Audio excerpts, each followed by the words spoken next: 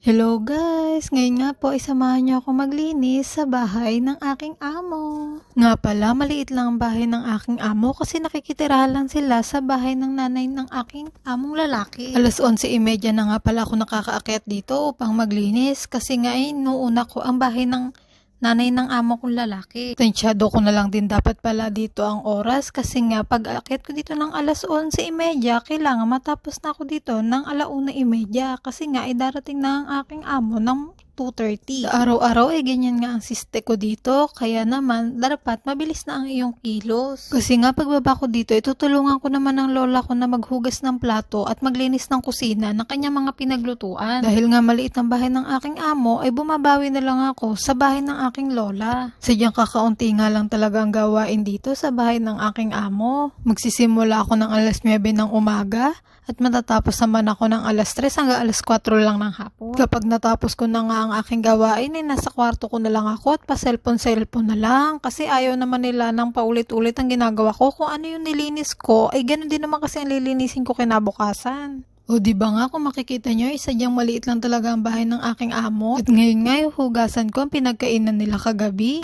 Gusto ko man yung hugasan nang matapos agad silang kumain pero hindi pwede dahil tatawagin lang naman nila ako kapag kailangan talaga nila ako. Wala talaga akong kaproblema sa aking mga amo at nagpapasalamat nga ako sa Panginoon dahil binigyan niya ako ng mga mabubuting amo at hindi niya ako pinabayaan na mapunta sa masasamang kamay. At saka nga pala kapag nag-abroad ka dapat talaga desidido ang loob mo. Dahil nga kapag nandito ka na, kapag may sakit ka, alagaan mo ang sarili mo. Kapag nagugutom ka, ipagluto mo ang sarili mo. At kapag may masakit sa iyong katawan, hilutin mo ang sarili mo. Ako nga pala ay may mga maliliit pang anak sa Pilipinas, 2 na pinapalagaan ko muna sa aking ina. Mas komportable kasi ako kapag sa nanay ko ang mga bata.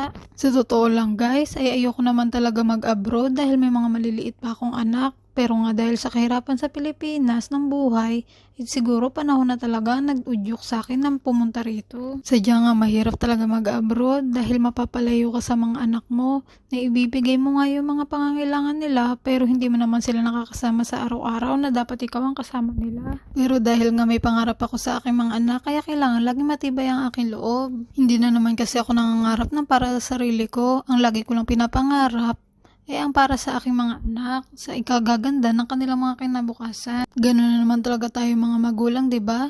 Wala tayong ibang hinihiling kundi ang para sa ating mga anak na lang palagi. Kung paano at ano ang mga makakabuti para sa kanila. Kaya kung ano mang dagok, problema at hamon sa buhay ang dumadating sa aking buhay, nananatili ako matatag. Lagi kong sinasabi sa sarili ko na hindi lang ikaw basta ikaw dahil meron ka nga mga anak. Dahil nga kung magpapatalo ka sa problema at magpapaka-stress, ay wala. Paano naman yung mga binuhay mo sa mundo?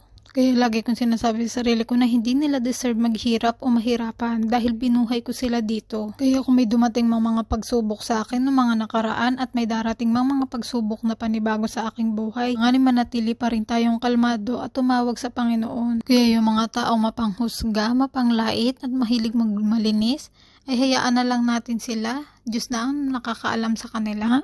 Walang taong hindi nagkakamali at walang taong walang kapintasan. Lahat tayo ay mayroong kamalian at kapintasan na nagagawa sa ating buhay. Uy, ang dami na natin palang nakwento. O, ayan nga pala, pinapakita ko sa inyo ngayon na sadyang maliit lang talaga ang bahay ng aking amo, diba? Sige na nga muna mga guys at ako ay bababa na upang tulungan ng aking lola sa paglilinis sa kusina. Maghuhugas pa ako ng plato doon. Bye-bye!